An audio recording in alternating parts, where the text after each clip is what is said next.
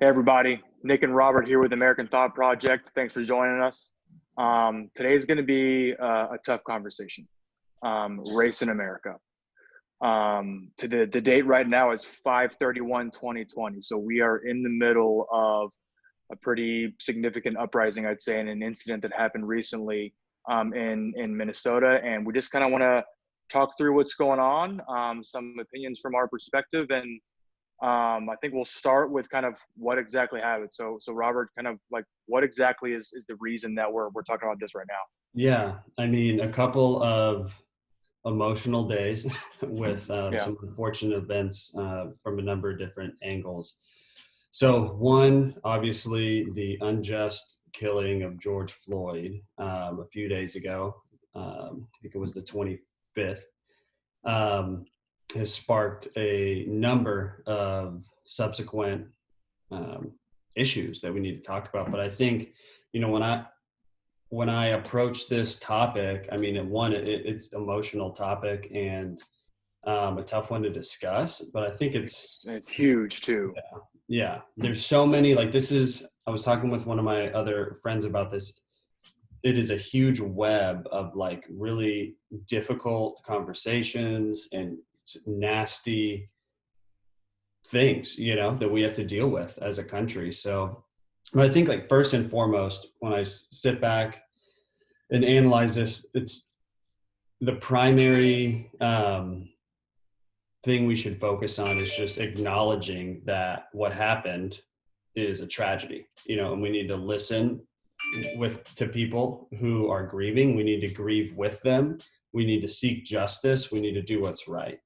So I think before the opinions come out and then the political stances come out and the decisions on how we should respond, like we've got to pause and honor George Floyd, understand that that was tragic, and like sit and rest on that for a little bit, because it's a shame that that gets passed up for other more either politically expedient causes, or it gets used as an excuse to push specific agendas, regardless of the way. So yeah, I think just first, We got to start with compassion. yeah, we got to start with compassion. We got to listen, and I don't think we can deny, at least for me specifically, like I've been fortunate enough to not have to even think about some of the things that folks in the Black community do, and there's some elements of that we'll dig into a little deeper that are either substantiated by data or aren't. But nonetheless, if a group of individuals in our society is feeling a specific way, that's real, regardless, right? And we need to listen Yeah. to that. If we want a well-functioning society with a strong social fabric, We have to have the conversation. we have to have a conversation about it. And And we cannot be quiet about this. We have yeah, to at least be able to have a discussion about it. yeah, exactly. So, I think this kind of breaks down as there's the event, it's tragic, it's terrible. We've got to listen to the people most hurt about it, and we need to mourn with those who mourn and wear the burdens of our brothers and sisters. Like that is a responsibility that I feel that I have. And then there's implications from the event. I think we'll go through the responses both from the public and from the government, and kind of some action plans that we think are pragmatic and positive. But yeah, man, I mean, it's easy to get off on tangents on this because it is so it's just heavy, Yeah. but it's something we need to talk about. So I guess to quickly, recap the incident, it was George Floyd, a Black man, was arrested by police or taken into custody. One thing led to another. I don't know. The police said he was resisting arrest. The video footage, I'm not sure, confirms that at all. It didn't look like that at all to me, but I don't have all the information. But all we know is that he was in custody. There's a lot of video and pictures of an officer, a white officer who had his knee on his neck and on his back for over 10 minutes. And George Floyd died because of this. This police officer was also accompanied by an Asian American police officer right next to him who didn't do anything about it. So his death has sparked quite the wildfire across the nation. And we've been seeing a lot of response and protest, amongst other things that were in response to it. So what are the implications of kind of what's going on here? So I think it's unfortunate that anytime there's an altercation or some event with a white person and a black person, it automatically gets categorized under this specific narrative. And I think Which is black which on white is, or white on black? yeah, white person in authority over, Okay. innocent black person.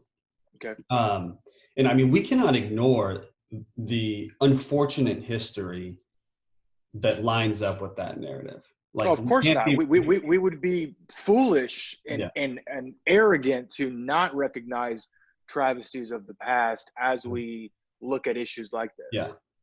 exactly. So I think, because we've had that kind of um, rough past in that regard, it leads us to, like, our natural response is to lean on things of the past when something happens. That's our only way of rationalizing or computing information is, well, what happened last time, that, and then we kind of make decisions, right?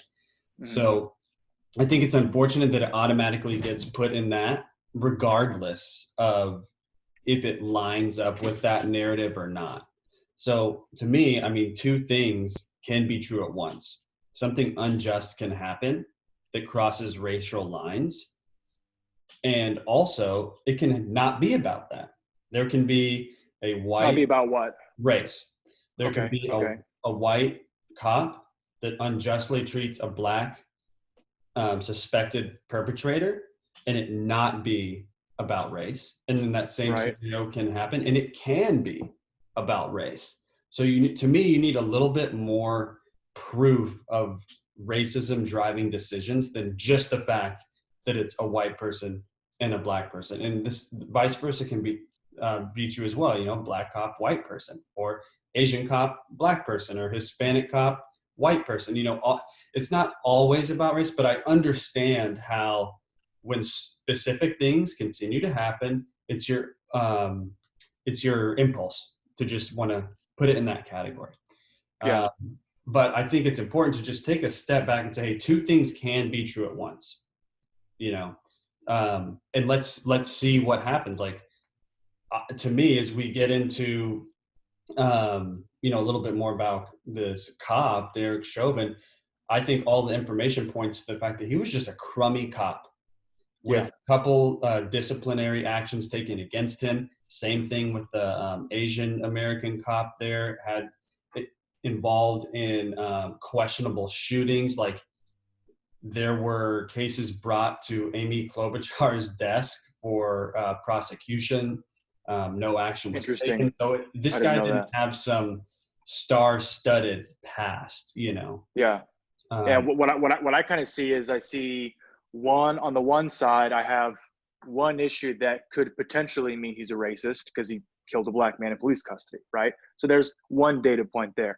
But I have a whole bunch of data points that lead to the presumption that this guy's just an asshole. yeah. Like, that's certainly what it looks like to me. Right. And again, we're going on very limited information. We don't know. I mean, I did read some reports from the Washington Post that were talking about, an official said that George Floyd knew this police officer. Like, they had worked together at a nightclub as bouncers before. Yeah. So there could be certainly other issues of bad blood. And again, we are not saying that he's not racist. It's certainly possible. I'm just saying I don't really know. But what we do know is that he had a history of not being a good police officer. Yeah. Yeah. He shouldn't have been on the streets. Sounds like he shouldn't have been on the streets at all. Yeah. Yeah. So No. so so so who's to blame for that? Like, who should we be yelling at for I that? mean, I think you've got to look at who's in charge locally immediately, to take these instances and broadly generalize them across the entire American police population and public population is foolish, in my opinion. Uh, Yeah. what has the police chief done? What has the mayor done? I mean, and I've That I seen was this, just looking up to see who it was. Jacob Frey, the mayor Okay. of Minneapolis. I mean, this guy's shown complete lack of leadership. But before we get on to that, I just want to reiterate, like, as we discuss these statistics and kind of our viewpoint, like, we've got to, like I said at the onset, I'll say it again, we need to understand the past, and we need to realize that we've been fortunate enough to not kind of have these questions about how we go about our daily lives. And if we want a well-functioning society with a strong social fabric that's built on moral grounds, we have got to be compassionate to these folks who feel the most hurt. We've got to be understanding, and we have to seek justice not only for ourselves but on our fellow citizens' behalf as well. That's a society we want to live in. Yeah, yeah, You know? and I think we also need to just acknowledge that racism absolutely exists in America. Like, Yeah. no one is saying that racism is dead. However, I have a pretty strong disagreement with the categorical statement that America is a fundamentally racist society. Yeah. I wholeheartedly disagree with that point of view. And we're going to get into some of the public backlash and the public response a little bit later, and which attempts to paint a picture like that, which I disagree with. I mean, there's 330 million people in the United States, man. There are going to be some racists here. Yeah. There could be a lot more than you and I know about. So we're not saying that racism does not exist. It absolutely does. It is a problem, and it needs to be gutted wherever it hides. And we absolutely support that agenda. Right. But we need to make sure that we're not using that too often, and making sure that we are objectively looking at Yeah. situations and problems and thinking about working together with all the communities in this country to fix those problems and move Yeah. forward with them. Yeah. I think so. Kind of to sum that up, right? We recognize there's a problem. That Yeah. problem's not always that problem's never going to fully go away, because we are a flawed human race, and there Yep. will always be scumbags. That said, identify the institution, the person, the organization, the group of people that are racist, that have malintent, that have racial superiority leanings, and we will fight that together. Everybody will condemn them. No one is Everyone, standing up for those any organizations. type of moral fiber is going to fight that fight, and shouldn't just sit on the sidelines. That said, the categorical statement that all of America is this institutionally racist nation is just not true. It's not backed up by any type of statistics. I mean, we fought a civil war with the most casualties that our nation has ever had to end the just disgusting, despicable idea of slavery, right? Like, We were we've one of shown that the, we're if a not the nation, first country to remove it too yeah, from our country. right. And we've shown we're a nation committed to fighting these injustices. But you know what? We're not perfect. We never will be. And The job's not done. That's for sure. yeah, the job's not done. So, I think on this topic, a couple good references. I haven't read this book yet, Black Rednecks and White Liberals by Thomas Sowell, but I did read Discrimination and Disparities by Thomas Sowell. And he really talks about these issues. So those who don't know who he is, Thomas Sowell's an older gentleman now, I think in his 80s, economist, had worked for the Hoover Institute at Stanford, African-American fellow. He used to testify before Senate about economics, about discrimination, all these things. So a couple good references, just, I glean a lot from him. Because he lived through a time where he faced more of that. And I respect that he doesn't put forth a victimhood mentality, but he still understands that there's real victims of these disgusting ideas and acts, right? So, Yeah. So kind of to go back to this idea of, we know there's a problem, and the overgeneralization is also not accurate. Like, can we just admit that there's a problem, but it's also completely blown out of proportion and stoked by race baiters in the media. I mean, this 100% agreed. is, 100% agreed. I, I mean, I just can't even believe some of the things coming out of mainstream media specifically. And this is where division is caused when you have people like Van Jones saying that white people have a virus in their brain that can be activated at any time. I mean, if what he's trying to say is that we all have tribal human instinct reflexes that, oh, something's different than me, I need to assess it at our very just kind of Neanderthal level of human interaction. Okay, I can understand that when you see something that is different than you assess it. But Well, you assess everything as a threat, yeah, as a friend. And that's pretty much when you're doing that. Your brain does that all the time. right. So that has been really despicable to see. I mean, that's just one prominent example. But yeah, that's the narrative that's being pushed. It's that America is a fundamentally racist society, and that everyone is out to get people of color. And again, yes, we know that there are definitely problems happening all over the place, but we cannot deny the fact that media is blowing it up like crazy. Because we're going to walk through some stats in a minute, I think, and yeah, they are spinning this, and it makes you wonder. It really makes you wonder, Robert, who stands to gain by this? yeah. Who is it that stands to gain from pushing this divisive narrative that will divide the country on racial and ideological lines? Right. Well, before we jump into that, why don't we, because I think this will lead into it, Okay. government response and public response. And I think Okay. those two responses will kind of talk to who gains from this. So Yeah. government response. I think within a 4-day time frame, this scumbag is fired, arrested, and charged with murder. And Within, his wife filed for and divorce. his wife. So I think that's a good turnaround time because you don't, and I'm not an expert on this, but you can't just go and arrest someone immediately. You have to have probable cause. There's certain logistics that need to take place, right? Yeah. So within 4 days, I mean, Formal charge of wrong. I'll admit I'm wrong if that's slow. I thought it was fairly quick turnaround time, especially when you're involving police who do have a right to use force. That is a hurdle. And I think there's a real discussion behind these laws that need to be changed that don't protect police officers to the extent that they do. So fired, arrested, charged. Great. I think the federal government was very good on statements from DOJ, FBI, POTUS. The DOJ and FBI are involved immediately. POTUS makes statements. AG Barr makes statements. I think this is good response. State level, mayor, local. I mean, what is going on?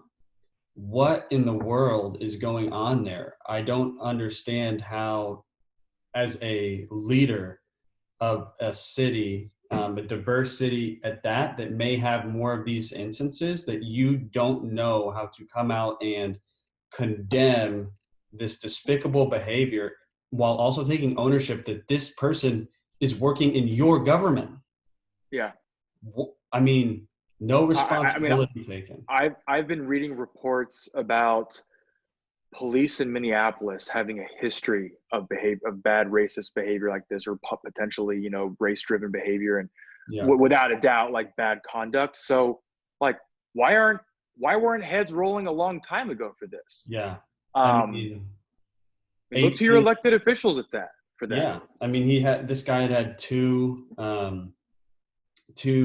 disciplinary actions taken against him, multiple complaints, but anyone can file a complaint. Doesn't necessarily mean that they're valid or not.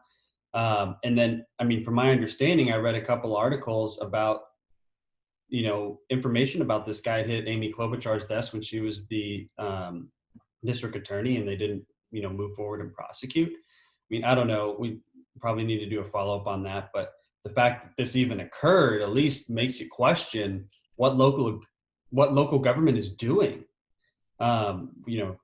it's absurd. I mean, let me give a quick military example. So something like this, like for example, you're in the theater of war in the Middle East, and an innocent civilian gets killed, right? Which obviously undermines the mission of winning hearts and minds. Guaranteed, somebody's getting relieved of command, right? Which means they're getting fired. Somebody's head is rolling. And I definitely haven't seen any response like that from Minneapolis. Yeah, I think I don't know. I could be wrong. I think it was the police chief who did take some responsibility for arresting the CNN crew. And That basically was terrible. I this posted should, about that on Instagram. yeah, I mean, this should never happen. Like, talk about a Or, more blatant blocking of freedom of the press. Like, yeah, really, in an issue like this, and there's a camera crew. I mean, I've got not much love for CNN at all, but that was a news crew filming what's happening in Minneapolis, and you arrested them. Like, can't possibly look more corrupt than that. right. So I thought he had a great response, but is that not indicative of the problem with just the general police force in Minneapolis? What is a police officer if you swear an oath to uphold the Constitution to protect and serve, and you're stifling freedom of the press just right there? That's the first one. It's the Yeah. one that comes right after the Constitution. You I shouldn't mean, forget that one. stand down. Do not take unconstitutional actions that you know are wrong, and just arresting. I mean, that's just an CNN camera absolute crews. joke. So I think, like, this guy got good press on his response to it, but to me, I see that and I say, okay, there's a problem in the Minneapolis Police Department. Yeah. That they're yahoos like like Derek Chauvin, that don't know how to conduct business, and then there's yahoos that are willing to arrest film crews, filming what's going on, that what people need to see, that they want access to, they need this information. I just, it's just terrible. I mean, all of the events to follow the main event that's so tragic have just made things worse. And unfortunately, people like the media thrive off of this. Yeah. And they seek to pit us against each other. And it's really just a shame, and Yeah. So it's like definitely just an ultimate failure of government leadership, probably a failure in training and policing. yeah. So definitely problems with Minneapolis, right? We've come to that conclusion. So when it comes to the rest of the public's response, and now we're seeing, again, protesting versus like rioting. I mean, that city is like on fire right now. Right. And now there are protests all over the country, many of which have turned extremely violent. Yeah. Now, I've had some conversations in the last couple of days actually on this, and a lot of Black Americans are saying, you know what, to hell with peaceful protest. Martin Luther King did it pretty well, but it's not working for us. And if burning down a few buildings is what it takes to get some attention, then we're going to do it. So what's your response to that? I think it's utterly self-defeating. And I mean, that's a quote from Martin Luther King, that riots are self-defeating. I think there's a misquote going around that riots are the voice of the unheard. But if you listen to that full clip by Martin Luther King, he finishes by saying they're utterly self-defeating. Because both of those things can be true, right? Riots, in some cases, can be the voice of the unheard, and they also can be self-defeating. Now, Like, you're burning down your own neyborhood. Like, I can't think of anything more self-defeating than that. Yeah, I'm upset with the government, so I'm going to burn down my own house. Yeah, it doesn't make sense to me at all. I try and temper that with the fact that I also don't know what it's like to be a Black male in America. So I try and, I can't have a fully accurate picture of that. Now, I think the idea that people say, oh, well, for those wondering, I'm only half white, I'm half Puerto Rican, but for, a white Hispanic to say that they just know everything about what it's like to be Black in America and that you can't have a voice on it, I think the latter part of that is untrue. Like, I have close friends who tell me, or I have deep discussions with them about how they feel and what they think is going on. And, I did a podcast with another friend called The Conversation, where we talked about this specific issue. He's an African American, and we've been friends since we were kids. And I think those conversations are important. So now I have a better understanding. So this idea that we can't talk about it if we're not Black, I think is wrong. That Um, is crazy. and I think it's our responsibility, regardless of your race, your color, your creed, to stand next to someone facing an injustice, regardless. And if you're going to stand next to someone in battle against unjust behavior, you obviously have some level of sympathy and empathy, because it might be not be the specific event, but what it's like to be wronged. What it's like to have immoral things done to you. They just might look a little differently. So you can connect with someone on that. Yeah, Um, the idea that we shouldn't talk about, because I'm also white Hispanic. I'm like 3/4 Hispanic, but racially I'm white. right. One of my best friends is Black Hispanic. He has definitely experienced racism recently in his life. And he would definitely disagree with the narrative that America is a fundamentally racist society. But I was personally told this recently, and we're seeing more of this type of rhetoric going around that, you know, you're white, so this doesn't pertain to you, so you shouldn't say anything about this and just keep out of it. Okay. The idea that a multicultural society that is a melting pot shouldn't be involved in all the conversations that it has a stake in, which we all have a stake in civil injustices, do we not? Yeah, exactly. Like this is our country too, and we absolutely should be involved in it. And hey, newsflash, guys, if you have white people that are racists, don't you think you probably want some help from white people that are not racists? Yeah. Yeah. And I mean, I think the vast majority of people don't have that demented view on it, but it has a louder bullhorn because, the minority sometimes is the loudest. So I think the vast majority of folks don't have that viewpoint, but unfortunately it gets used as, pejorative against folks. But so, yeah, that was kind of a tangent, but protesters. So all for it. Protests, I understand, especially when you don't feel heard. I mean, my idea when I was talking about this with my friend was, I need to vet out these specific laws that potentially protect police officers too much.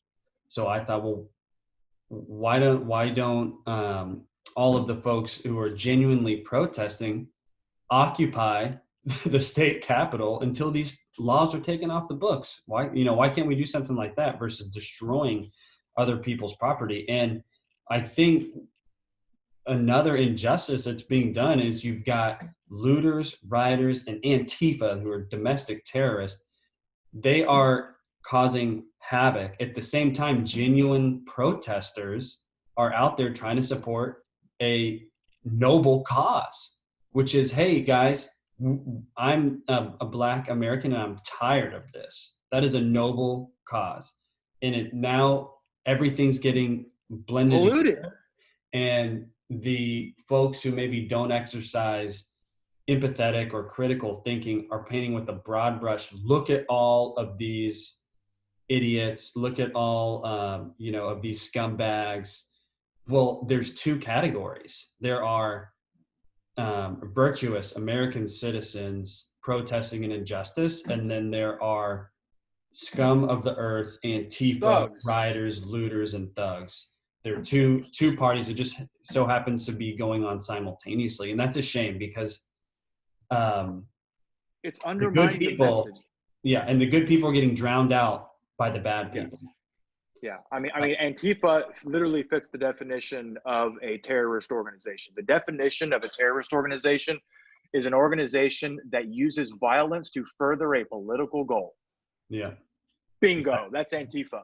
I think that's Not to the mention they are motto. definitely, yeah, yeah, and not to mention there are definitely a lot of white supremacists that are embedded in that organization. We know that, and because I've been reading other reports of protesters that are saying, please get these crazies out of here Yeah, because they are destroying not only the message that we're trying to send, right? That we need that racial injustice is still happening today, and it's a major problem, and police brutality is a major issue, and it's being drowned out by all of these thugs that are going in there and just wreaking havoc everywhere, and it's distracting everyone. And I mean, what do you think about this? I was reading something earlier, and it was some people were comparing Donald Trump referencing the Michigan armed protesters at the Capitol that were upset about the stay-at-home orders, and saying that Trump calls them good people, Right. and then the black rioters are thugs,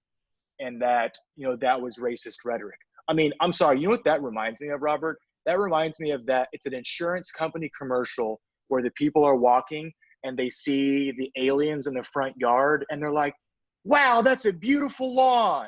Like they literally can't see what's right in front of them. Okay, Right. Right. guys, the people in Michigan, those white, allegedly Trump supporters that were heavily armed, that was peaceful protest. They were not causing any violence of any kind at all.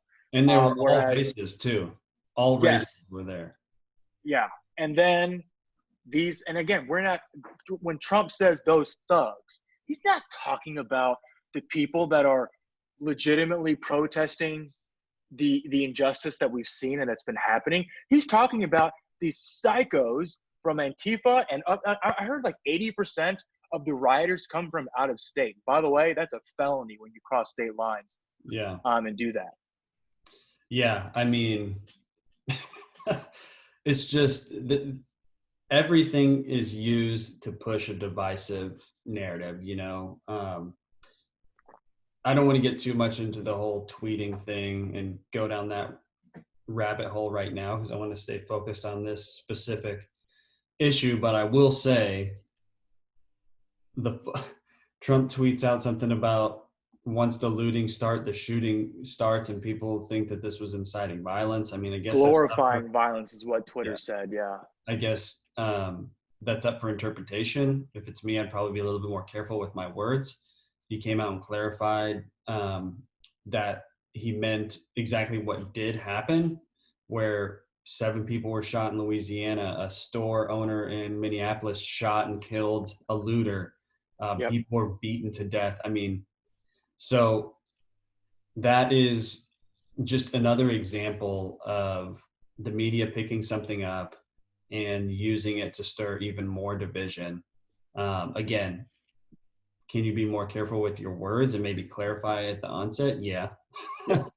But That's definitely not his strong suit. but And we're not saying that it is. yeah, for sure. But this idea that comparing two things, and he's not the only one, take him out of it. Take, folks, just random normal American citizens I've had conversations with, compare the two, and then Yeah. other senators and folks in state legislature and everything else. There were people of all races protesting lockdowns. They were heavily armed, and no one was killed, no one was injured, no property was destroyed.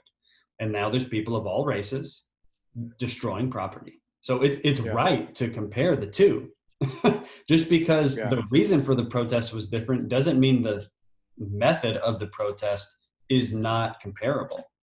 Yeah. I think Yeah. if a bunch of heavily armed multiracial groups showed up at Minneapolis, local, not the capital, but the mayor's residence or whatever it is, and It's a demanded municipal change, building. Yeah.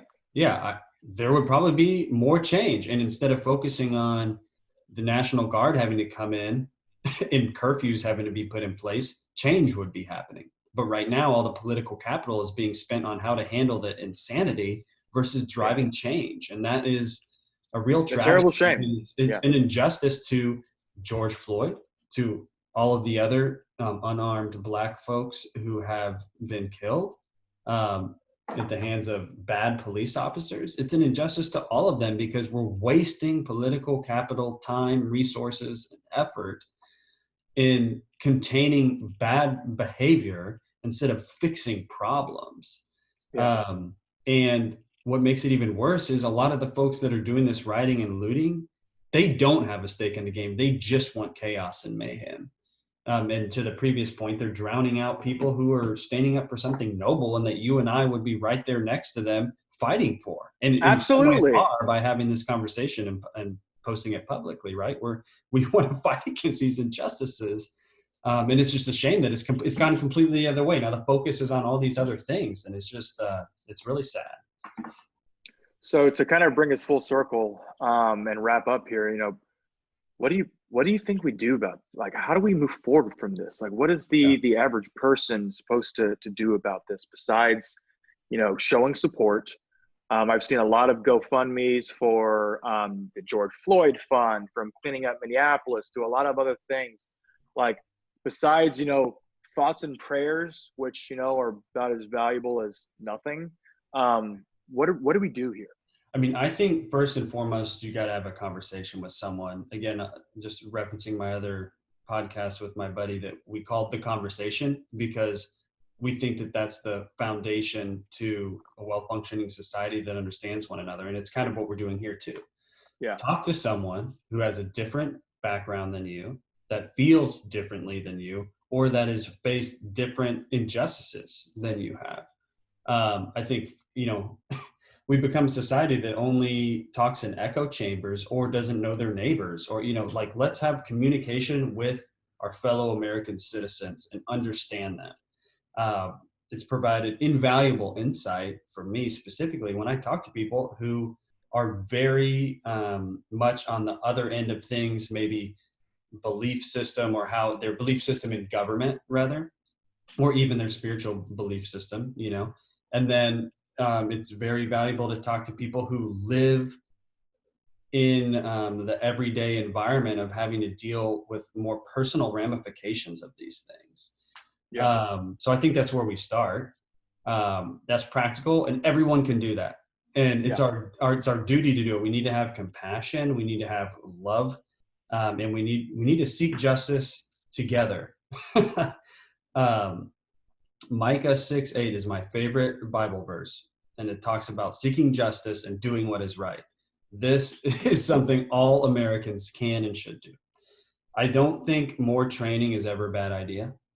Yep. In Definitely not. Minneapolis, police department needs a overhaul, apparently. Yep. And I don't want to speak badly of all the police officers in Minneapolis who do the right thing, who put their life on the lines, who now have a giant mark on their back because of a stupid scumbag cop. So I don't want to paint with the broad brush, but there's a couple things that show that bad behavior needs to be rooted out there, whether it's racist or whether it's suppressing freedom of the press. I think weak government leaders need to be voted out. We won't get deep into the political party thing, but there is consistency in Minnesota and Minneapolis, and they've failed. And then I think silence is also bad.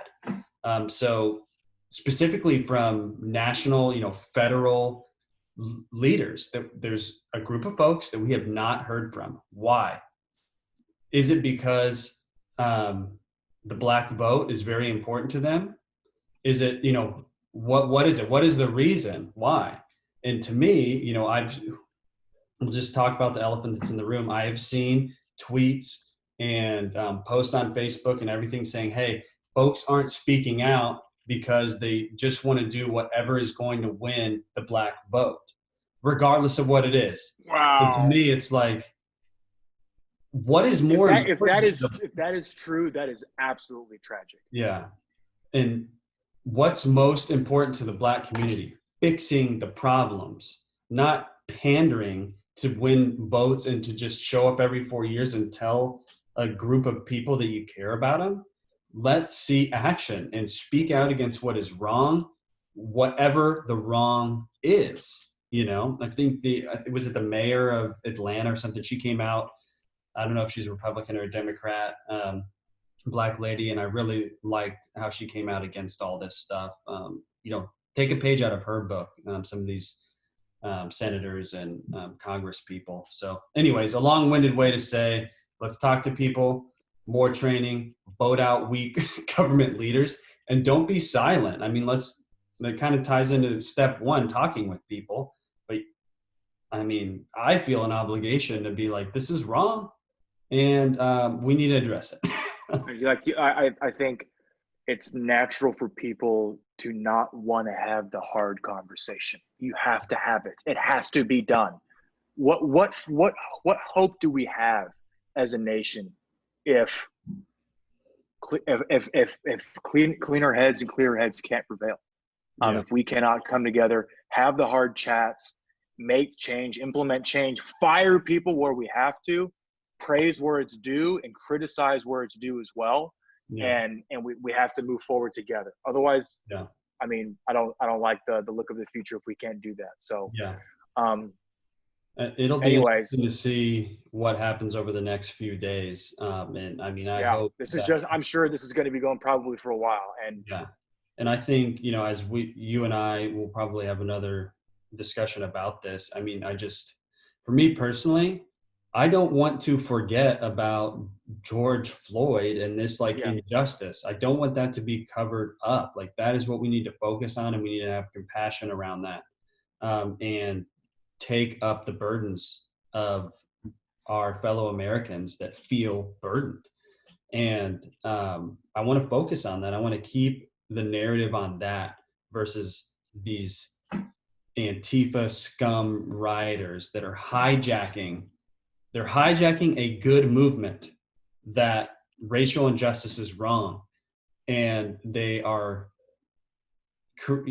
completely hijacked that movement, and they drum up hatred from another segment of the country and prey on people's worst instincts, um, and get folks to broadly label a movement that is founded on just and noble grounds, um, to hate it.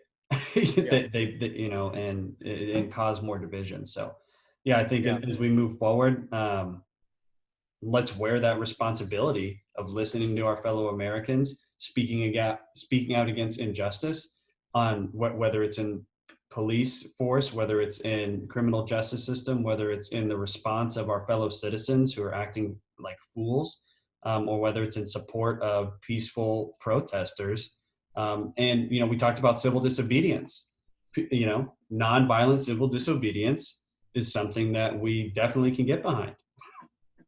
yep, yep. All right. That's a lot. We've got more to talk about. Until next time, American Thought Project. We'll see you guys later. Be well.